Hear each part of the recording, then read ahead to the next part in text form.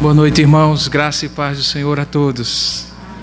Eu não sei se eu vou pregar, porque quem gosta de pregar assim como você, Renan, fala bem alto, gesticula. E da última vez que eu fiz isso, há menos de um ano atrás, foi por isso que eu tive que fazer essa segunda cirurgia, porque fiz antes do tempo. Em setembro do ano passado, eu estava numa das reuniões lá no Mackenzie, e passei mal no meio da reunião. Na verdade, eu estava passando mal quando estava indo daqui para lá, e graças a Deus que deu para chegar lá. Você imagina se tivesse sido no meio do caminho. E aí, quando cheguei lá, passei mal na viagem, no caminho, na reunião, e fui levado às pressas para o hospital, e era um quadro de apendicite aguda. Só que eu tinha me comprometido em pregar na abertura do Supremo Concílio, que aconteceria, isso foi no sábado, na quarta-feira seguinte. E então eu consegui trocar com o reverendo Hernandes e consegui mais 2 dias para pregar na sexta-feira, mas mesmo assim era menos de uma semana. E quem gosta de pregar, e tem vários pregadores aqui, sabe que a gente mal consegue se segurar quando tem que pregar. Então, para pregar mesmo, aí eu preguei com gosto na sexta-feira lá, e aí não estava sentindo nada. E obviamente nada por fora estava errado, não, ouvido lá a laparoscopia, é fácil, você olha assim, não tem nada. E aí tudo bem, mas como eu já tinha pregado na sexta-feira, então cheguei na minha igreja com saudade de pregar, né? Pastor que gosta de pregar mais ainda na sua igreja. E aí na minha igreja foi que eu soltei mesmo, não vou dizer que soltei a franga porque isso não é linguagem de pregador, mas eu soltei lá o verbo. E aí resultado, também não senti nada. E pelos 3 ou 4 meses seguintes eu também não senti nada. Eu comecei a sentir que alguma coisa estava crescendo no umbigo há uns 3 meses atrás, e cresceu mais rápido do que uma gravidez. Porque muitos olhavam e diziam assim, esse menino está colocando o dedinho aí pelo lado de fora. E cresceu. E aí Beto, doutor Carlos Alberto Figueiredo Filho, que é filho do nosso querido Carlos Alberto, disse assim, eu opero, mas só se for lá em Campina Grande. E eu que sou campinense não ia perder uma chance dessa, né? De dizer para os pessoenses que eu saí de João Pessoa para me operar em Campina Grande. E aí fui e me operei. Mas aí minha mulher me acorrentou em casa, ultimamente, e segurou tudo e disse assim, o que você vai fazer hoje à noite? Eu disse, olha, eu escrevi o sermão. E se não der para falar tudo, eu entrego o papel, mando você fazer cópias e entregar para o pessoal. Mas eu gostaria de compartilhar alguma coisa e dizer da minha alegria de poder ter lido o manuscrito do livro do Renan antes da publicação e ter ficado assim feliz pela simplicidade e profundidade do texto. Porque é muito difícil a gente falar das coisas de Deus com uma simplicidade que expresse a glória de Cristo. Porque para colocar recursos de retórica, de oratória sobre o texto sagrado, um bom orador faz. Mas para quem vivenciou o poder do Evangelho em si mesmo, coloca o Evangelho com a simplicidade que ele mesmo tem. E aí a glória é de Cristo. E é isso que eu vejo no texto de Renan, bem como a profundidade daquilo que ele colocou e que para nós soa e parece ser igualzinho a uma água cristalina quando a gente está caminhando numa floresta. Você já teve essa experiência de fazer uma trilha e aí você começa a ter sede e alguém diz, olha, lá na frente tem um riacho e a água é boa para beber. E você com aquele calor abafado começa a ouvir de longe ecos da água batendo na pedra, até que você chega naquela água ali e você bebe da água e descobre que ela não tem gosto de Coca-Cola. Ainda bem, ela tem gosto de água cristalina. Nada foi adicionado, só a água de Deus ali. E é isso que eu li e senti. E li novamente agora com a publicação excelente da Casa Editora do Betel Brasileiro, desses dias em que os livros não bastam, porque você imagina alguém que trabalha todo o tempo, toda hora, ficar 3 expedientes em casa, sem internet, porque a NET me deu esse presente. Consequentemente, nenhum filmezinho na Netflix eu podia assistir, então era só leitura. E aí li novamente o texto, fui novamente abençoado, fiquei tentado a pegar algumas das mensagens que estavam lá e simplesmente reproduzir, mas aí seria plágio, e todo mundo já ia ler mesmo, ficaria chato.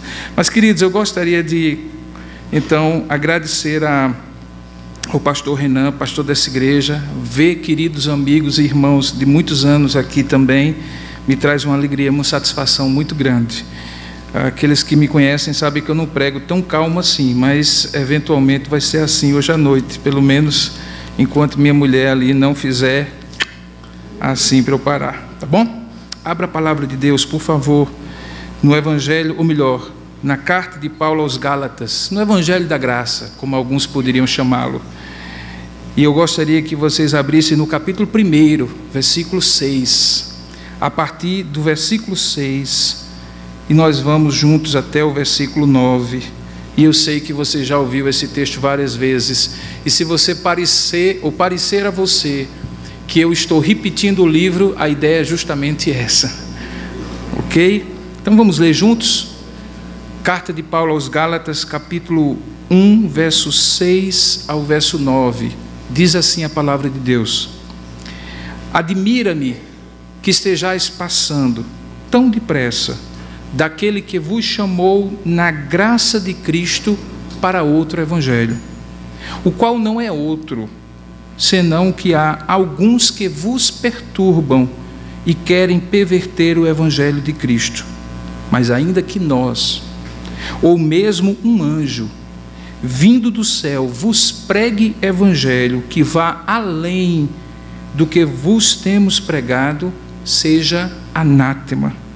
Assim como já dissemos, e agora repito, se alguém vos prega evangelho que vá além daquele que recebestes, seja anátema. Que Deus abençoe sua palavra. Vamos falar com Ele em oração.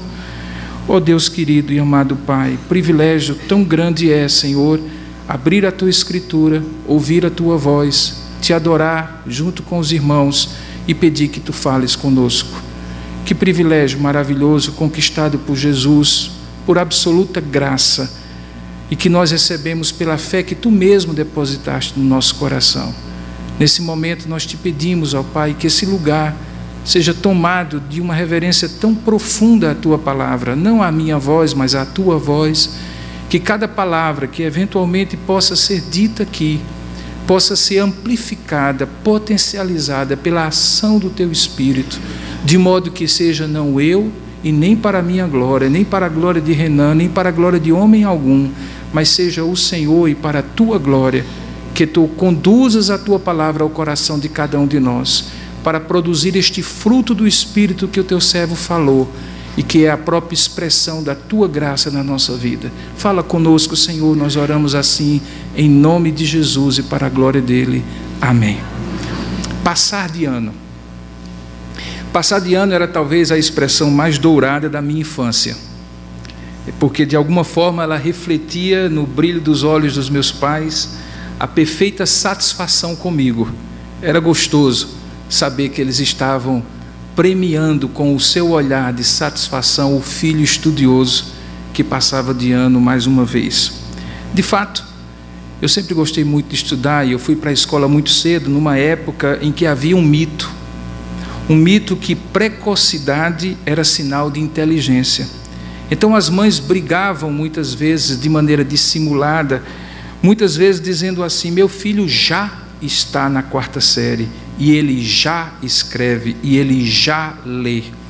Naquela época, ir mais cedo, ser alfabetizado mais cedo, fazer as coisas mais cedo, parecia ser um grande avanço, parecia ser alguma coisa muito boa. Por isso, hoje, diferentemente do que na pré-escola da minha infância, certas iniciativas e atividades que são adiantadas, hoje os psicopedagogos dizem que são absolutamente inadequadas.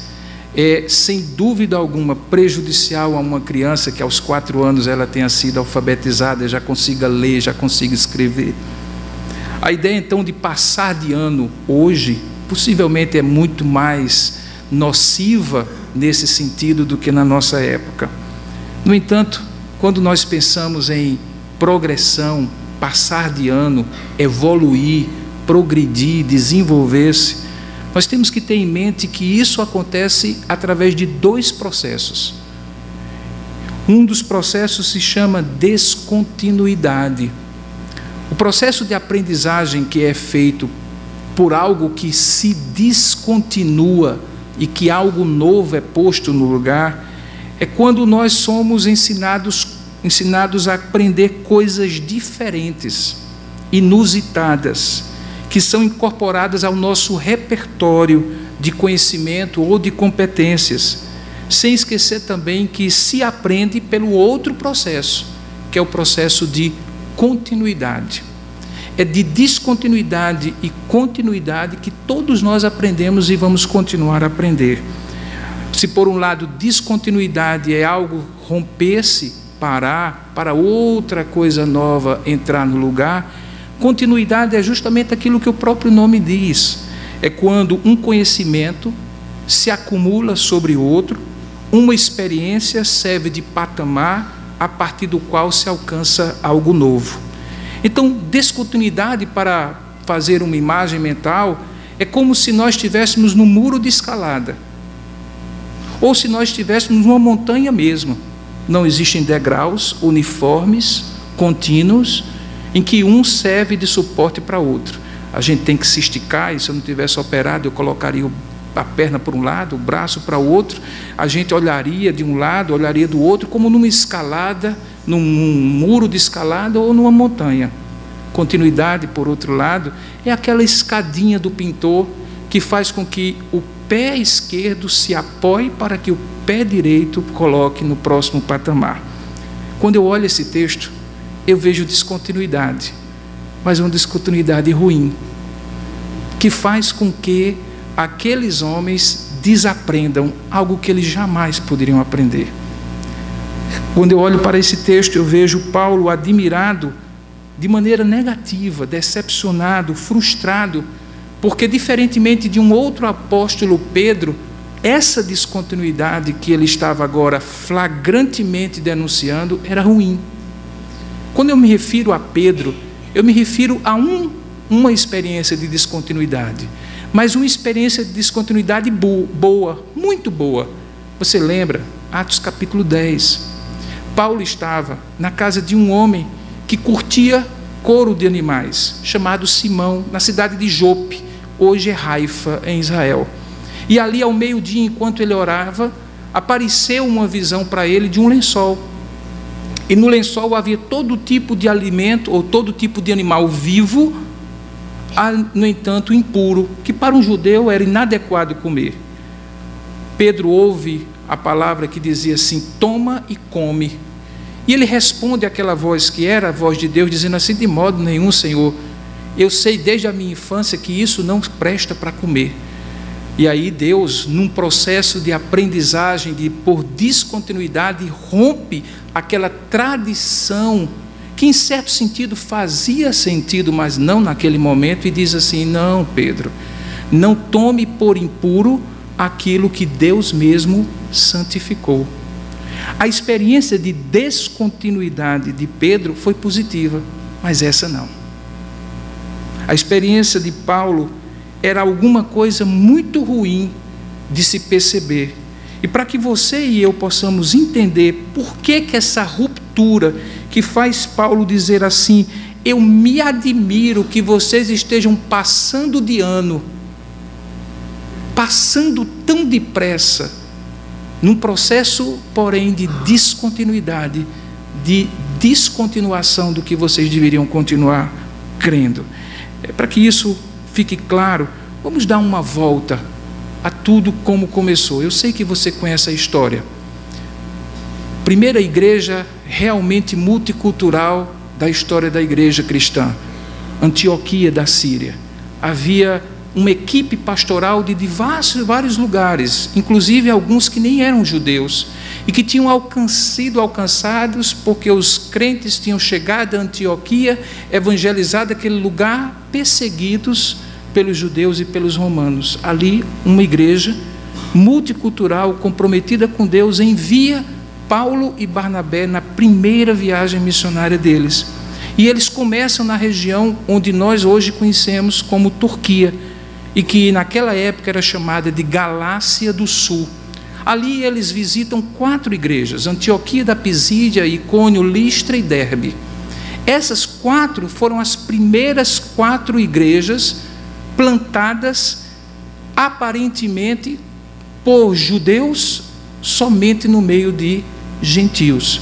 Porque se você olhar no texto de Atos capítulo 10, diz que quando eles chegam no primeiro sábado na cidade de Antioquia da Pisídia, Lucas registra que eles pregaram na sinagoga, atendendo um paradigma missionário que depois Paulo ia preservar, que onde quer que ele estava, ou onde quer que ele fosse, ele pregaria primeiro a judeus.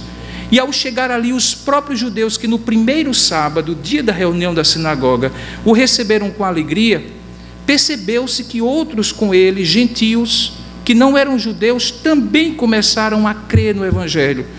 E então, por inveja, diz o texto, por despeito, eles começaram a questionar como Paulo seria um homem de Deus, se ele pregava a judeus e a gentios no dia que seria santo.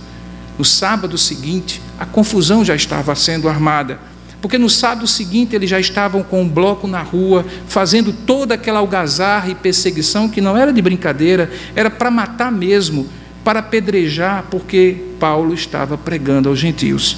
A partir dali, o evangelho de Paulo começou a ser um evangelho voltado para os gentios, não por opção dele, porque, como ele mesmo disse em outro texto, ele gostaria até de ser anátema para não perder os seus irmãos do judaísmo. Porém, por uma questão do processo de Deus de levar o evangelho até os confins da terra, aquele texto de Atos 10 proporciona os meios pelos quais o grande Pentecoste samaritano acontece. E isso provoca alguma coisa que logo depois vai dar no primeiro concílio de Jerusalém, em Atos capítulo 15. Dali Paulo vai para Icônio, Listra e Derbe, e em cada uma dessas cidades uma igreja plantada, presbíteros são eleitos pela igreja e são deixados sob os cuidados deles aquelas igrejas, aqueles rebanhos. Paulo volta para dar relatório da sua primeira viagem, e quando chega já encontra uma confusão armada em Jerusalém, porque muitos estavam dizendo que Paulo havia negado a fé, porque pregava a gentios. Como poderia? O pensamento da igreja naquela época era um pensamento de continuidade. O Messias é nosso. Eles não tinham refletido que desde o início, quando Deus chamou Abraão, ele disse: e tu serás uma bênção para todas as nações da terra, e em ti serão benditas todos os povos, todas as etnias. Eles continuavam por quase 20 séculos crendo que o evangelho, ou a graça de Deus expressa na antiga aliança, era só para eles. Esse pensamento de continuidade foi o que proporcionou a oportunidade de, em Atos capítulo 15, Paulo e os outros apóstolos entrarem no debate com os presbíteros ali para definir, afinal de contas, de quem seria o evangelho. E aquele texto diz que ali acontecendo, fica muito claro que para os judeus, e preste bem atenção nisso, para os judeus o evangelho era continuidade.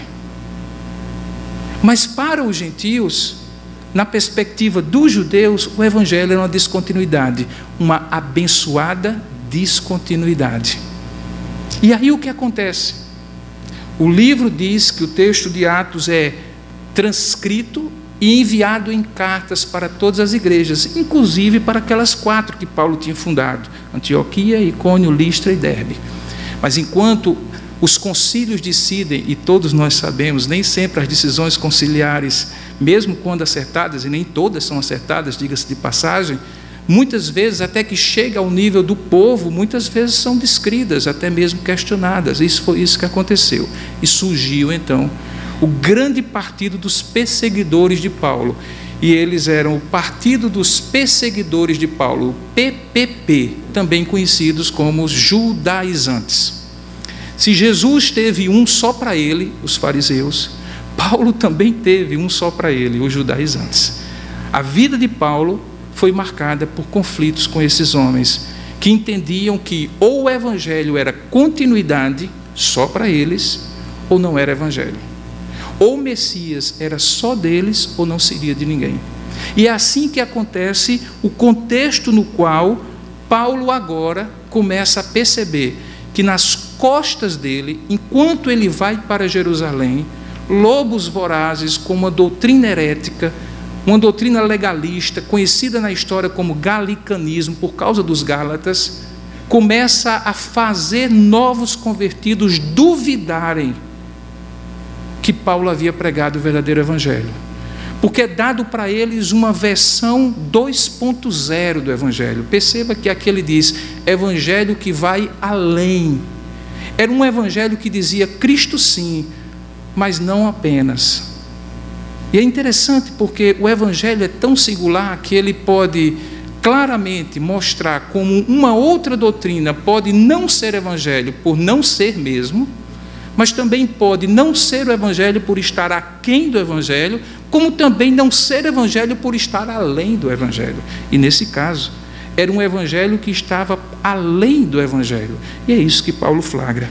Então ele defende, entre outras coisas, a sua própria autoridade e também a chamada, como ele mesmo usa no capítulo 2, versos 5 e 14, a chamada verdade do evangelho. E que se constitui 16 séculos depois naquilo que provocou tudo isso, que chama-se Igreja Cristã Reformada. Porque 16 séculos depois, um monge descobre esta verdade, e não é outra senão a justificação pela fé, baseada exclusivamente na graça. Um processo novamente de descontinuidade, porque por muitos séculos, 15, ou talvez 12, para ser mais exato, a igreja achou que o que vivia na Idade Média era o evangelho, e não era outro falso evangelho, senão o evangelho dos galicanos, dos judaizantes, que era o evangelho de Cristo mais alguma coisa. Paulo então chega aqui e primeiramente expressa sua indignação. Eu gostaria muito, eu estou me empolgando aqui, vou começar a baixar os braços, eu gostaria muito que você entendesse essa indignação de Paulo. Paulo deixa claro que os Gálatas, e preste bem atenção nisso, não estavam apenas trocando de pensamento teológico, de filosofia de vida, de código de ética. Nem mesmo eles estavam abandonando uma tese teológica por outra.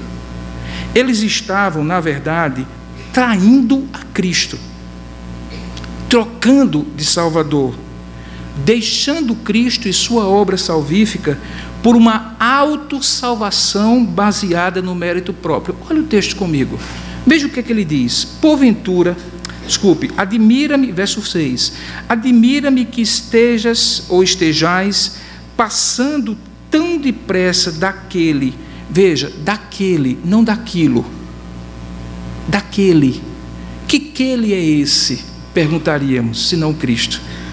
Na perspectiva de Paulo, eles não estavam deixando um pensamento teológico, senão ele diria daquilo, mas eles estão deixando uma pessoa, um princípio de lealdade, um relacionamento, uma confiança em alguém por uma confiança em si mesmo.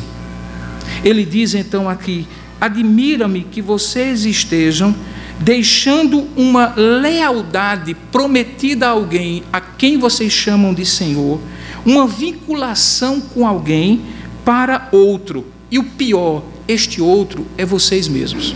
São vocês mesmos. A ideia é de trair mesmo, de ser desleal. Porque diz assim, vocês estão passando depressa, tão depressa, daquele, não daquilo, como eu falei, que vos chamou na graça de Cristo. O que Paulo deixa claro, e o reverendo Renan no seu livro desenvolve de modo tão didático, é que o evangelho, como está escrito aqui, não é alguma narrativa sobre Jesus. O evangelho é Jesus. Deixar o evangelho é deixar Jesus. Trocar o evangelho, acrescentando a ele o que quer que seja, é acrescentar ou tentar acrescentar a Cristo, porque ele não seria supostamente suficiente. E é isso que provoca uma admiração indignada, uma decepção profunda, uma frustração terrível naquele homem que planta aquelas igrejas e pouco tempo depois descobre que nas suas costas mestres judaizantes disseram Cristo sim, mas com mais alguma coisa. Para eles, ou para Paulo, o que trazia indignação era justamente que o evangelho não era um conceito. Como eu falei, não era um resumo, uma confissão de fé apenas. E é bom que se deixe claro isso, porque nós que somos uma igreja confessional, a igreja reformada, precisamos estar alertas para isso. A nossa confissão de fé é a expressão desta lealdade, mas não é a lealdade. A lealdade nossa é a uma pessoa, assim como Paulo, de maneira muito clara, deixa isso exposto para os Gálatas. Também não era uma experiência esotérica, com uma força cósmica, com um espírito de luz difuso, intangível. O Evangelho e a relação com o Evangelho na pessoa de Jesus não tem a ver com experiências sensórias em momento de êxtase espiritual, não tem a ver com uma incorporação sensitiva de uma entidade em algum ritual de catarse coletiva, porque você ingeriu uma determinada bebida mágica que altera os estados de consciência e que dá a experiência de transcendência fora do corpo. Não é isso. O Evangelho é a pessoa do Filho de Deus, encarnada no tempo e na história, para como um ser humano, nascido de mulher, nascido sob a lei, redimir aqueles que nele confiarem suas vidas, dos seus pecados e das condenações da morte. Como, pergunta Paulo, como poderiam os Gálatas imaginar que não estariam entendendo que o Evangelho é de Cristo? E que esse Evangelho de Cristo é o próprio Cristo. E assim, passar de ano para uma série que, na verdade, é um retrocesso. Uma descontinuidade prejudicial, nefasta e cruel, como nós ainda vamos falar hoje à noite. O Evangelho de Cristo, que Paulo havia pregado para eles, convida o pecador amado e remido pelo sangue derramado por Cristo a viver em Cristo. E se você perguntar para mim qual é a expressão mais poderosa de toda a Escritura, eu lhe digo, é essa que vem da lavra de Paulo, em Cristo. Nada substitui essa expressão, porque ela denota uma vida nova, uma nova esfera de relacionamento, um novo senhorio, uma nova centralidade para toda a vida. Esse retrocesso terrível é ainda mais surpreendente e decepcionante para o apóstolo Paulo, por causa da velocidade e facilidade com que havia ocorrido. Olha o texto, diz assim: admira-me que estejais passando tão depressa. A expressão adverbial deixa muito claro, tinha sido assim, ó. Eles tinham virado a casaca assim. Paulo mal estava terminando de arrumar as malas e sair por uma porta. Os Gálatas, por outra porta, já estavam trocando o Evangelho, a lealdade de Cristo. E Paulo disse: como? Como é que vocês entenderam de maneira tão clara e tão rapidamente vocês deixaram?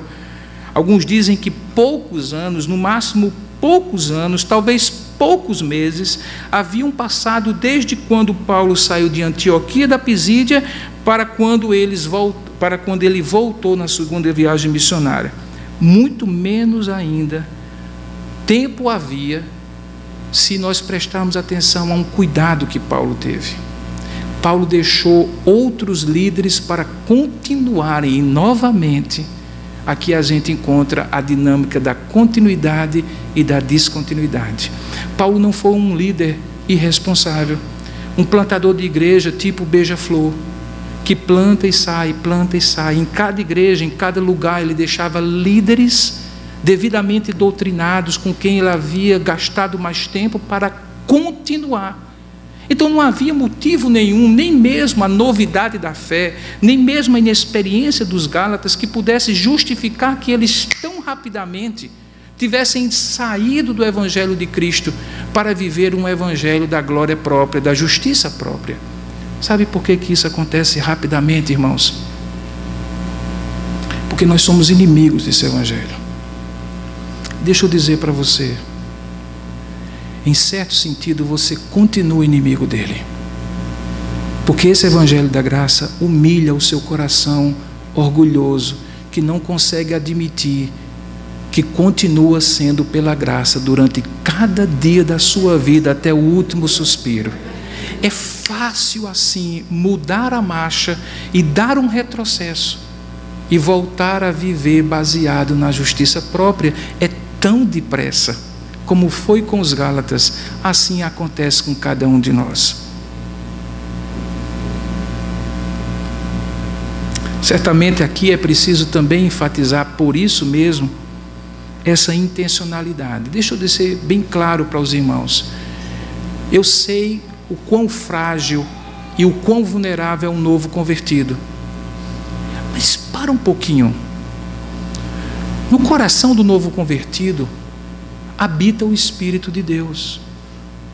E este Espírito de Deus é prometido em João capítulo 14, 15, como sendo aquele Espírito da verdade que estaria no nosso meio e em nós, que nos faria lembrar por continuidade tudo o que nós tínhamos sido ensinados e nos ensinaria também novas coisas alinhadas com o que nós já sabemos. Os novos convertidos dos Gálatas tinham o Espírito Santo. Eles tinham líderes para nutri-los espiritualmente, mas eles intencionalmente fazem essa mudança para que fique claro para mim e para você hoje à noite que eles não são vítimas indefesas de lobos que pegam e fazem uma mudança de lealdade com eles. Observe que a forma como Paulo escreve demonstra que eles não tinham sido meramente transportados. O texto fala muito, olha só, ele diz assim: admira-me que vós estejais passando, voz ativa. Eles estavam passando, eles tinham decidido passar. Veja como é diferente quando em Colossenses Paulo descreve a nova vida e diz assim, que nós fomos transportados, voz passiva, do império das trevas para o reino do Filho do seu amor. Aí sim, somos objetos de uma obra avassaladora, aquilo que nós conhecemos como graça irresistível, um dos pontos do calvinismo. Mas aqui não. Aqui nós encontramos os Gálatas intencionalmente, vós estejais tão depressa passando deliberadamente de um evangelho para outro. Paulo está então falando de uma fase da vida, e preste bem atenção nisso, eles já eram crentes. Eles já eram crentes, assim como você e assim como eu. E esta fase da vida, que se encontra entre a salvação, justificação pela fé, e a volta de Jesus, a glorificação, é o que nós chamamos de vida cristã. Portanto, a experiência aos Gálatas não é a experiência de gente que apenas não era crente e se tornou crente, mas gente que era crente e que começou a viver baseado numa justificação pelas obras e pelo mérito, o mesmo risco que eu e você corremos a cada momento da nossa vida. Essa carta é para crente. Essa carta é para mim. Essa carta é para você. Essa carta é para que a gente entenda que por conta da nossa natureza pecaminosa, nós somos intrinsecamente, essencialmente inimigos desse evangelho. E por isso, já justificados pela fé, tenhamos o mesmo cuidado que os Gálatas não tiveram.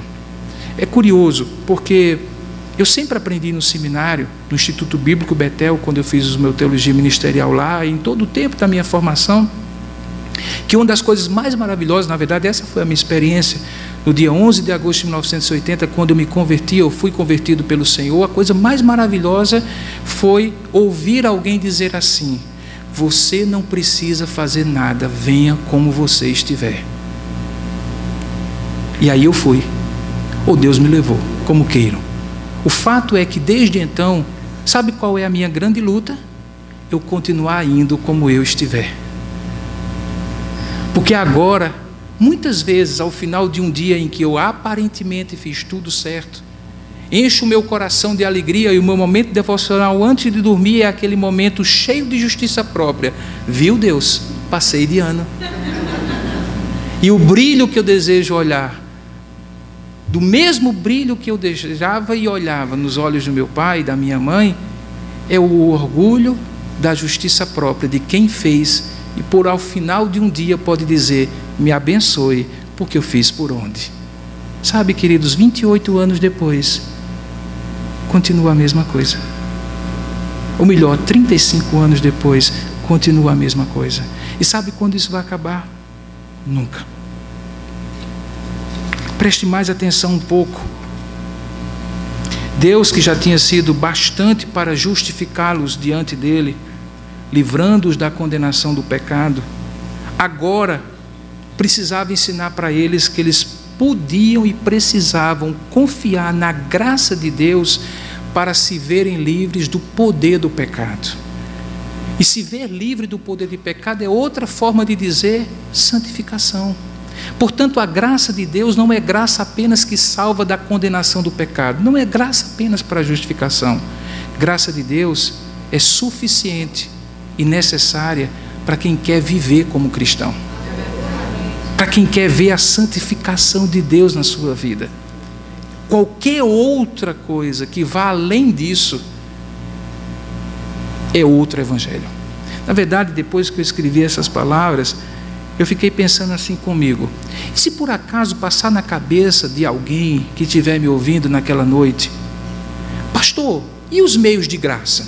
Não é a nossa parte na santificação? O que eu diria? Eu diria que eles são meios e não fins. Eu diria que são meios pelos quais Deus, que pré-ordena os fins e os meios, usa para que os meios produzam os fins. De modo que Deus, que nos abençoa porque quer, também é o mesmo Deus que diz: agora ore, porque a maneira como eu vou lhe abençoar é você orando. O Deus que escolhe e de maneira irresistível salva o pecador é o mesmo Deus que diz: ide por todo o mundo e pregue o evangelho, porque vai ser dessa maneira que eu vou salvar.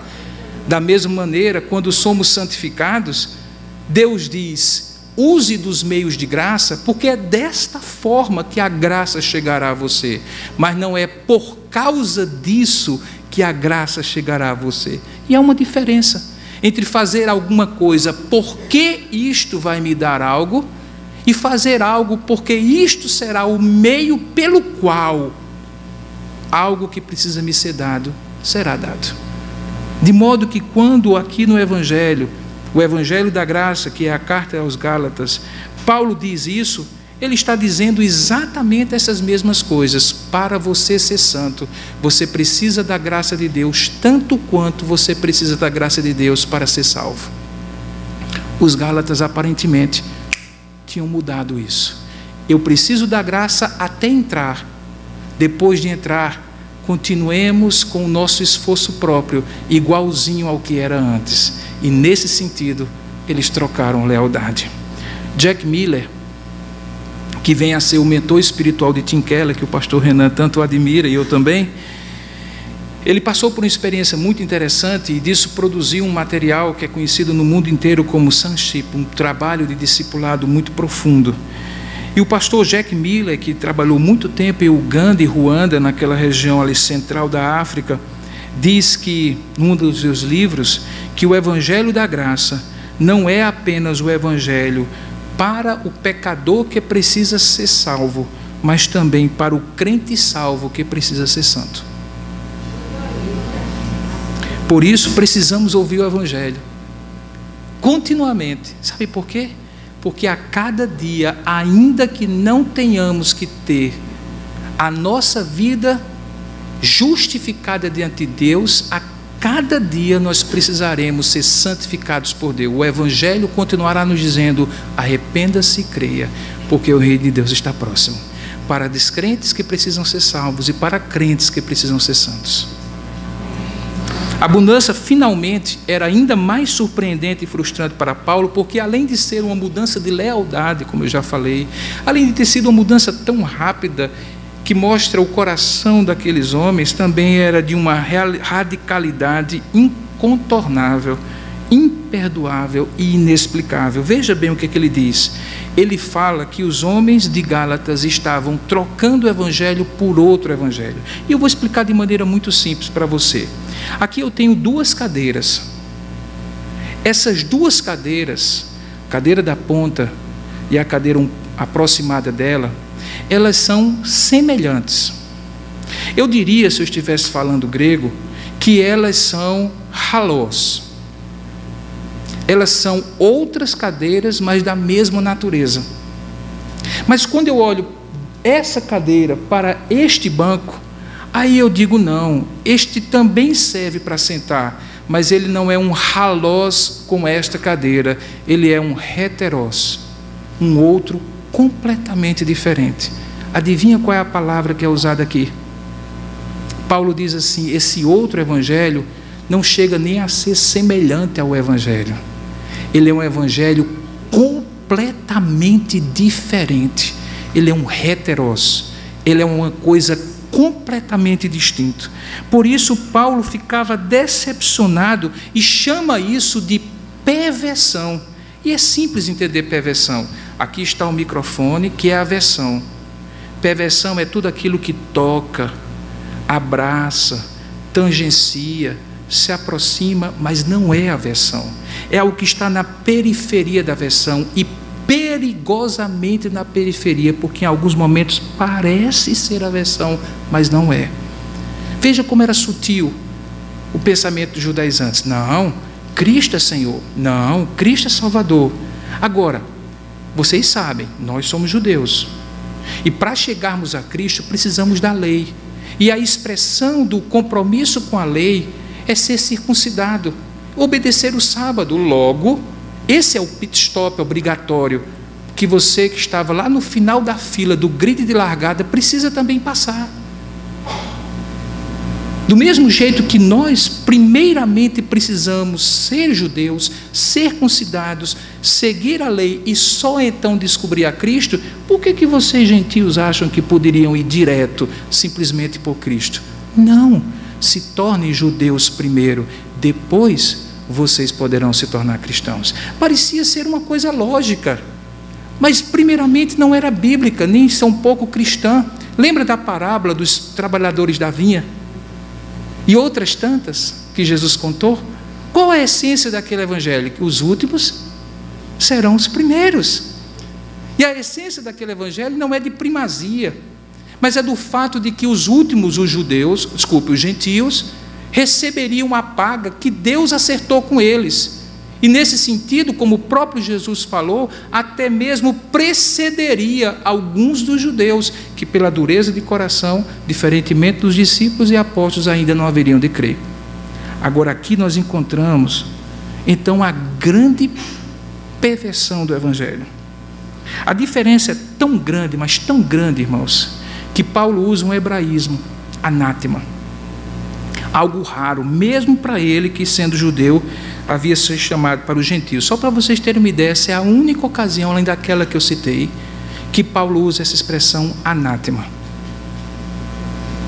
É uma expressão tão forte que ele usa por 2 vezes no texto, e até diz, e eu repito, seja anátema, mesmo eu, se mudar esse evangelho para heterós evangelho. Heterós evangelion, outro evangelho de natureza completamente diferente. A palavra que ele usa, anátema, significa maldito, separado. E ele diz que até mesmo o anjo do céu, e até mesmo ele, em um momento de loucura, viesse a fazer, de pregar isso, deveria ser considerado separado de Cristo. Sabe, irmãos, aqui não há como não ouvir 2 melodias diferentes. Veja como é diferente. Maldito seja todo aquele que pregar um evangelho diferente do evangelho de Deus. Agora, ouça uma outra melodia, doce e maravilhosa. Bendito seja o Deus e Pai de nosso Senhor e Salvador Jesus Cristo, que nos tem abençoado com todas as bênçãos espirituais, com toda a riqueza das bênçãos espirituais, nas regiões celestiais, em quem? Em Cristo Jesus. Efésios 1, versículo 3 em diante, é uma melodia doce. Em Cristo somos benditos. Esse outro evangelho, por causa da ausência de Cristo, podemos nos tornar anátemas, malditos. Essas 2 melodias não se combinam, não há como se combinar. E é por isso, queridos, que nós estamos numa noite como essa para falar de uma boa notícia. Uma boa notícia que, no caso dos Gálatas, tinha ficado ameaçada. Eles, tão depressa, de maneira tão radical e de maneira tão desleal com o próprio Jesus, haviam trocado o Evangelho. Você lembra de como eu me referi à minha precocidade escolar no início dessa mensagem? Sabe, irmãos, o que parecia um avanço aos olhos dos meus pais deixou algumas consequências indesejadas na minha vida, dentre as quais a mais flagrante, que é a minha dificuldade com caligrafia manual. Quem trabalha com crianças sabe que até que você tenha uma capacidade fina de escrever, você precisa desenvolver algumas competências antes, e eu não desenvolvi. Então, durante toda a minha vida, eu fui um escravo da caligrafia. E durante toda a minha vida eu não consegui escrever certo. Na verdade, se eu escrever um bilhete para você, 5 minutos depois, é possível que nem eu e talvez nem Deus entenda, quanto mais você. De tão horrível que é. Recentemente eu estava ajudando meu filho no TCC, conclusão do curso de Direito, e eu fiz algumas anotações sobre o TCC, e ele disse: tá bom, pai, amanhã eu vou copiar. Não, filho, não, copie agora, por favor. Enquanto eu estou aqui, vivo, capaz de traduzir esses hieróglifos inexplicáveis para você, valendo e perguntando para mim. Na verdade, ele disse: pai, é melhor o senhor dizer para mim tudo de novo, leia o Senhor. Então eu vou ler rápido, meu filho, senão nem eu consigo entender. Sabe, queridos, tudo isso foi fruto de uma descontinuidade ruim, muito ruim, de uma passada que eu não podia dar. E sabe o que é que aconteceu com os Gálatas? Pior do que aconteceu comigo. Não foi uma caligrafia ruim. Agora eu quero que você me acompanhe ao longo do texto. Eu não vou pregar muito tempo além disso. Na verdade, eu não estou pregando, você está percebendo, né, Séfra? Então, primeiramente, veja, se acontecer com você o que aconteceu com os Gálatas, a primeira coisa que vai acontecer com você, e eu aposto que já aconteceu em algum momento da sua vida, sabe o que é? Você perde a alegria da salvação. Paulo lá na frente diz assim: o que houve com a alegria de vocês? O que houve com o júbilo de vocês? E aí eu pergunto a você: você lembra quando você era novo convertido?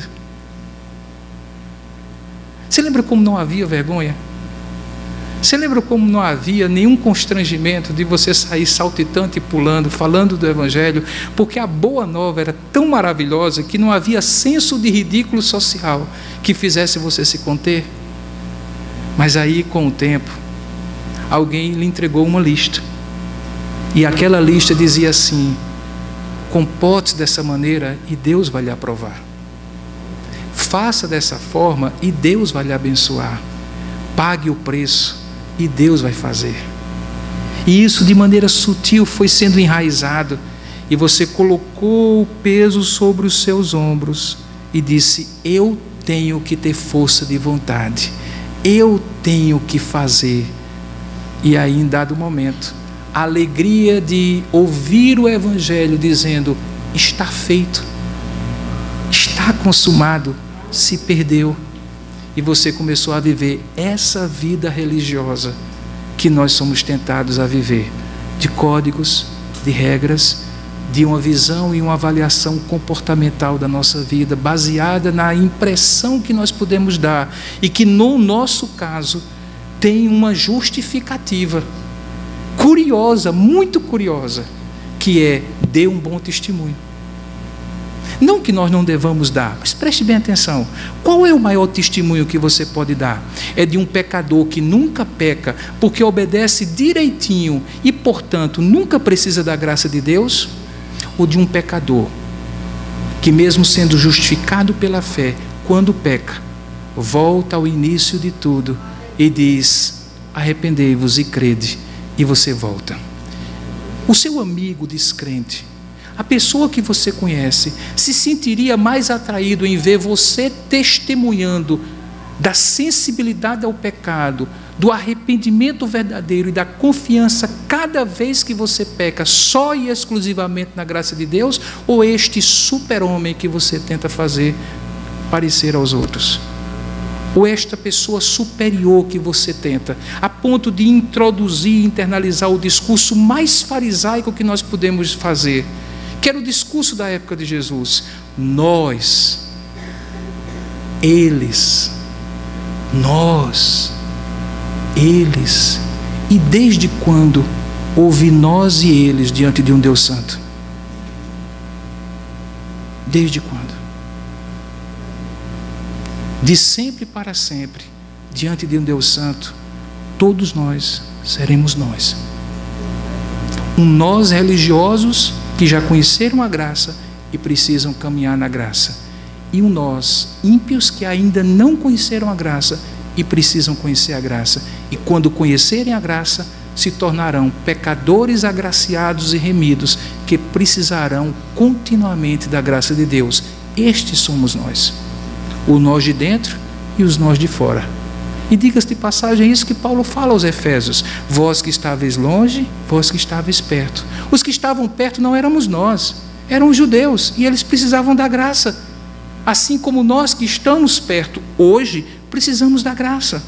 Portanto, não perca o júbilo, não perca a alegria da salvação, pois a vida cristã não precisa se tornar um peso obrigatório para você. Paulo pergunta: onde está o vosso júbilo? Onde está a vossa alegria?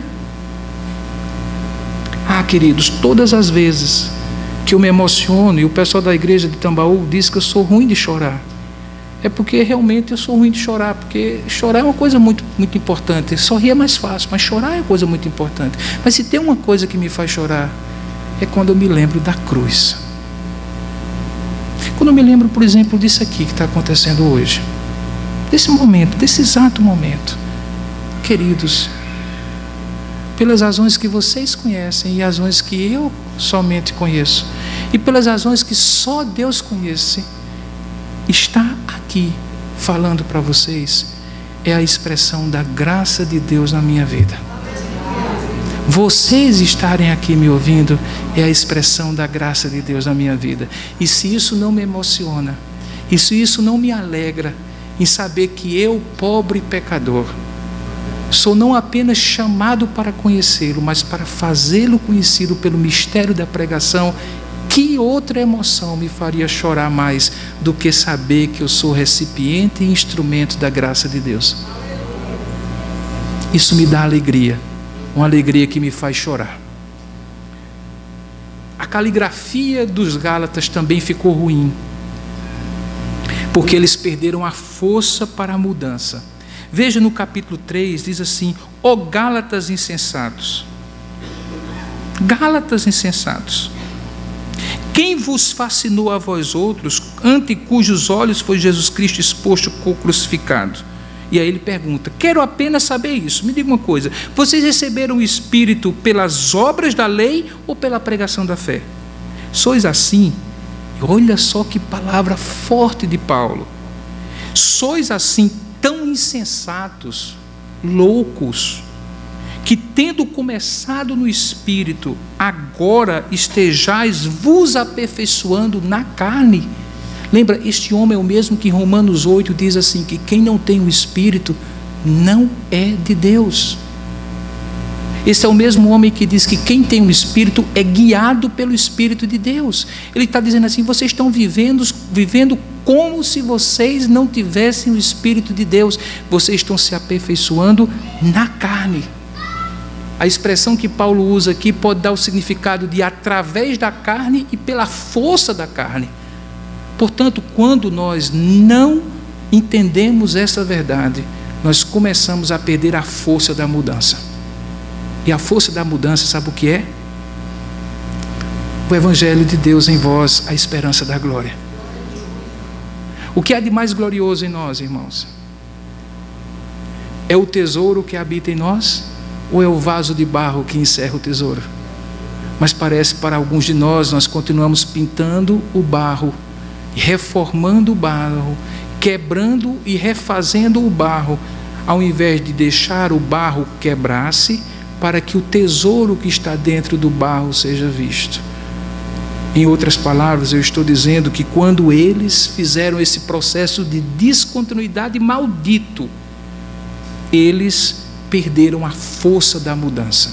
Se você, e eu tenho certeza que já passou, se não estiver passando, se eu, como também já passei, em algumas vezes ainda passarei, começar a desanimar e dizer assim: nada muda. Por que eu cometo esses mesmos pecados? Não há esperança em mim. Eu não mudo, eu não transformo, minha vida não está mudando. Sabe para onde eu lhe aponto? Não para a frente, mas lá para trás. Lá atrás está o poder de Deus, que não é outro senão aquele que fez Paulo dizer que ele não se envergonhava, porque este evangelho é o poder de Deus para a salvação de todos aqueles que creem, primeiro dos judeus, mas também dos gentios, e eu repito e acrescento, e também dos crentes que precisam mudar, santificando suas vidas. Quem muda, transforma, e que nos dá a esperança desta transformação e deste poder de mudança, não é a força da nossa carne, é o evangelho em nós, a esperança da glória. Finalmente, você perderá a apreciação da comunhão dos pecadores remidos em Cristo. Sabe por quê? Porque se você fizer essa descontinuidade, você se tornará o legalista acusador e não o encorajador amoroso dos irmãos. Capítulo 5, do verso 13 até o capítulo 6, Paulo diz assim: será possível que vocês cheguem ao ponto de ficar se mordendo uns aos outros? Sabe o que é se morder uns aos outros? É quando a gente vê o irmão caído e ao invés de levantar, a gente coloca o pé no pescoço dele e o acusa de que ele é um pecador, diferentemente de mim. Assim como o fariseu fez com o pecador na história que Jesus contou. Quando nós, no entanto, entendemos a graça de Deus, sabe o que é que nós vemos aqui? Um corpo cujos membros se ajustam, se ajudam, e quando um sofre, todos sofrem. Quando um cai, todos buscam levantá-lo. Mas infelizmente é essa a realidade que nós vemos? Não, queridos. Ai de um crente, especialmente se estiver numa posição de liderança, numa típica igreja protestante do século XXI no Brasil, que cair nos famosos pecados morais, porque ele será executado e crucificado vivo por absoluta incapacidade de nós sermos encorajadores dos irmãos. E a razão é somente uma: é porque nós não entendemos a graça. A graça não é apenas aquela que nos salva, a graça é a que nos faz em Cristo um. Ou chegamos juntos na glória, ou não podemos deixar nenhum de nós no campo de batalha. Quando não entendemos a graça, portanto, nós perdemos a alegria, nós perdemos a força, nós perdemos a comunhão. Mas quando nós conhecemos a glória de Cristo, o que é formado em nós é o próprio Cristo e não uma máscara de cristão. Que Deus abençoe.